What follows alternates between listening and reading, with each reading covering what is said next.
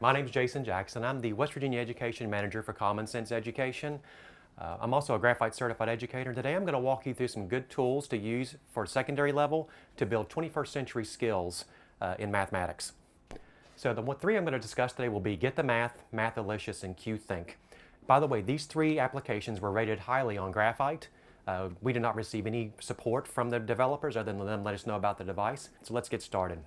So the first one is Get the Math.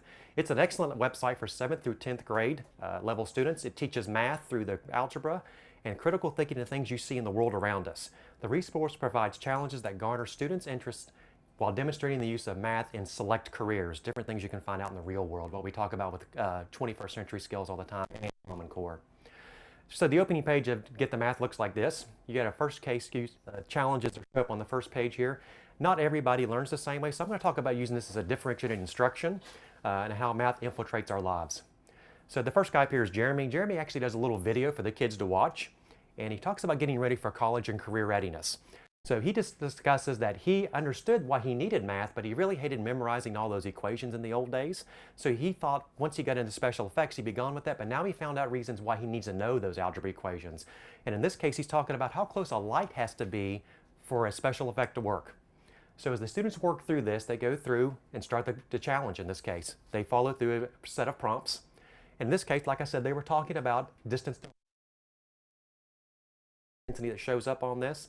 They use the data to uncover questions that will allow finding the light intensity, and they work collaboratively in this environment. This is not going to be a one-to-one thing where you have kids on one device. The kids are going to be working together to solve these issues. It provides hints as needed. If you get a problem, you click, hey, I need some help. And guess what they give you? All types of help, even including in times you'll find out they'll include the equation you may need for this. The support continues. They continue to work on through this. They remind the students of the data they had before, so they're not lost. They're not going back, jogging things back and forth from paper or pencil. It's all wrapped up in this website. Positive feedback throughout this. A lot of things are missing at times, but it lets you know, hey, you're doing a great job so far, and the students in this case can see the output at the end of the tunnel as they went through. If they get stuck sometime, it happens with kids. If they get stuck sometime, guess what they do? They click, hey, see how some other teams solved this problem? And then they can click on the strategies and see how those students solved the issues when they went through it. Numerous forms of this, multimedia presentations, text added into it, audio in the background to reach a variety of different learners. Another way that students could use to Get the Math is a support and extension for the curriculum. With numerous challenges of the world, and this time we're looking at a fashion one, whether it's boy or girls, it doesn't matter, but a fashion one. So look at how you can do fashion. Here's our lovely, beautiful sweater, right? So if this is a designer sweater, what are you going to do if you're trying to solve this problem? They're looking for a way to make what? They want to make this sweater available to the public. So they're going to drop the price. They're going to make it a little bit cheaper, aren't they? So they go through and work through this, looking at how this sweater is designed, find a way to make it down. They come to a cost sheet, and a lot of people look at this and they thought, when the first time I saw this it opened up, I thought, well, this is great, but you're doing all the math for them. The chart is just there for the students to put their information into. They actually have to do the computations. They solve the problems. There's no automatic done on this. So the students are doing this. 4 C's are bringing in this also. They're communicating, collaborating, and critically thinking at the same time and creating this new sweater that the general public can afford. If they get hung up, guess what? They click Give Me Some Help once again, and 2 students work through it, showing how they solve the problem instead. Get the Math also has ones for music, video games, restaurants, math, and basketball, and special effects, of course. So if you need something for your middle schoolers and high schoolers to work on, at least at the 10th grade level, look at Get the Math. My next one to talk about today is Mathalicious. It's for 6th through 12th grade. It takes math as an application once again, looking at real-world scenarios. It's free to try for 1 month, and they have a variety of different pricing plans, so I really just recommend you look at the website if you want to use it. Make sure you get where you want to go. So the first thing we'll talk about is supporting standard-based learning. With Common Core standards pushing students to apply math skills, it's not so much just doing computations. They actually have to use it in a scenario. They have open-ended questions. They all apply to Common Core, and lessons are available for 6th through 12th grade once again. The first one I'll discuss here is called You're So Fined. Nice play on words, by the way. It examines the impact of people on differing levels of income. A lot of cities nowadays, especially in the urban areas, are suffering from being able to collect property taxes. They're not out there anymore, so they're looking at other ways to do it. How many of you had a parking ticket before? Yeah. Or like me, maybe have a speeding ticket or two sometime, right? So what happens if you don't pay those in time? What happens is, they charge you like a fee for not paying it on time. So if you're somebody with a lower disposable income, what happens is that it's like that vicious cycle that you can't pay it, so you keep accruing more and more fines and penalties and interest. So we're looking at how this affects people with lower income. Students go through and look at the Common Core standards, look at the gross monthly income, and are going to figure out, in this case, why it happens. John Oliver does a little introduction for them. They go through, look at a monthly income for somebody and then somebody else, figure all their expenses, their state taxes, and when the remainder comes up, they can check it out, and all of a sudden they can see that, person B in this case does not have the disposable income maybe to pay that $115 fine they have instead. Going back into Common Core, guess what? We have to solve things in numerous methods, don't we? So there's the computational method, plus there's a graph in there that's interactive. It allows the kids to move things through, change it up on the line and see where the lines drop in. It also looks at tables and equations and graphics, and then look at the real world implications. And this one here is showing in Finland. In Finland, they have a very fair, equitable system for fines. It's based upon your income. So the students can actually argue, in this case, maybe we should change it to this way in the United States also. They have a reflection at the end that they have to go through.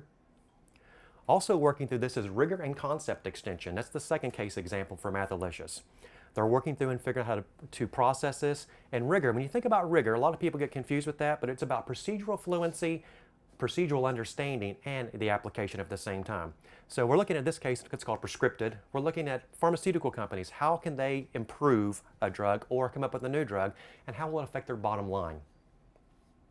We'll drop it into those charts. Once again, interactive graphics. We're looking at, in this case, allergy pills versus flu shots. Where do you think they're going to make the most money? No crickets. Somebody talk to me. You make more money in flu shots or allergy pills? A little mixed bag on that one. So another component of Mathalicious is that connection. So now we're looking at societal benefit, all right? Now think about societal benefit in this. A runny nose is one thing, right? You get hay fever in the springtime.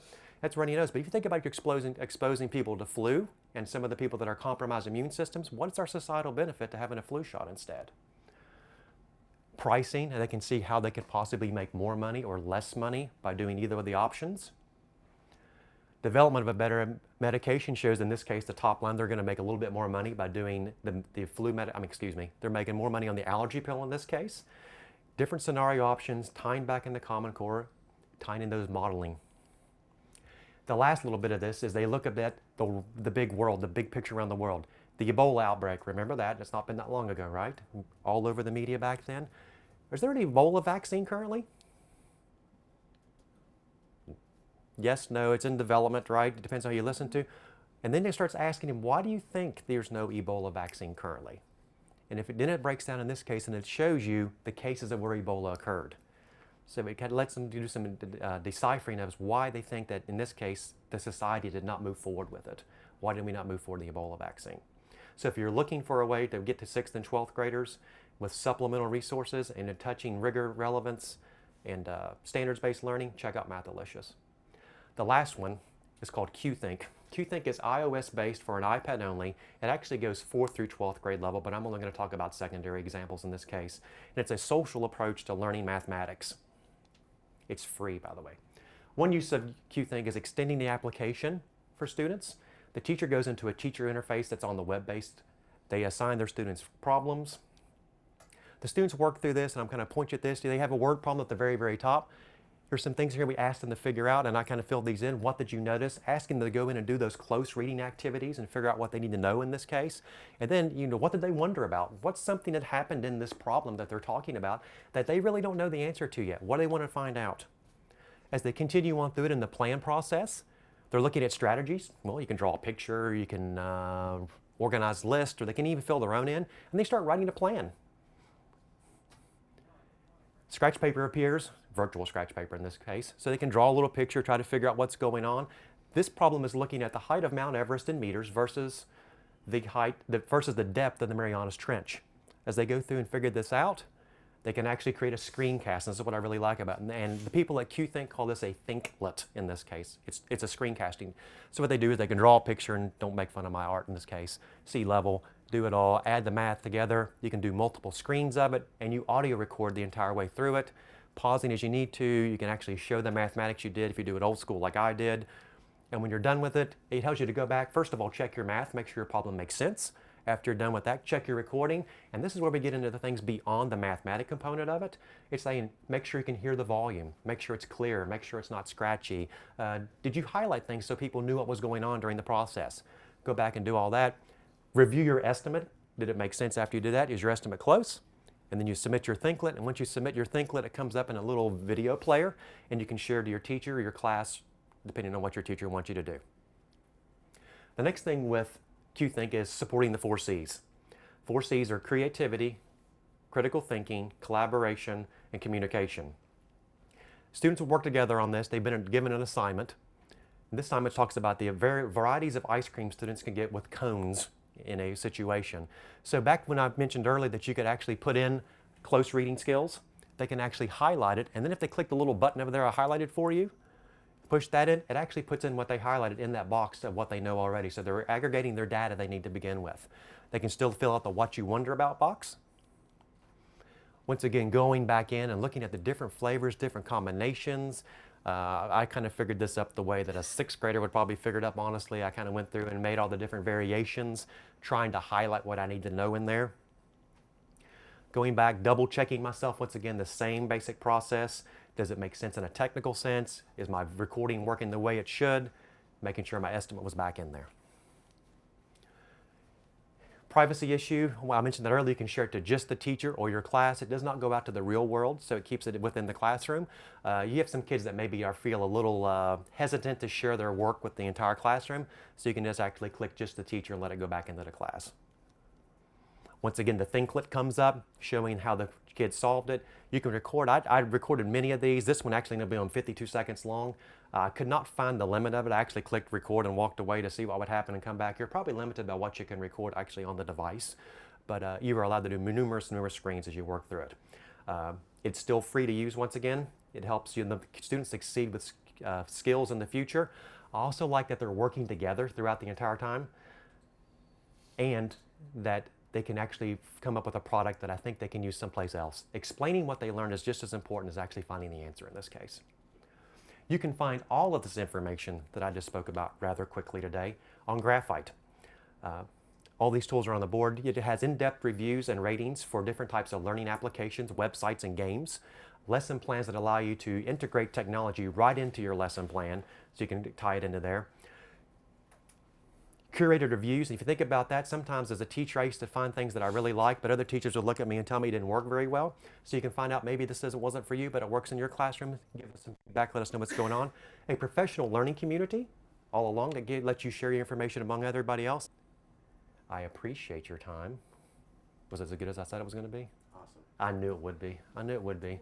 So if you have any questions, you can also email us at schools@commonsense.org. I appreciate you coming today.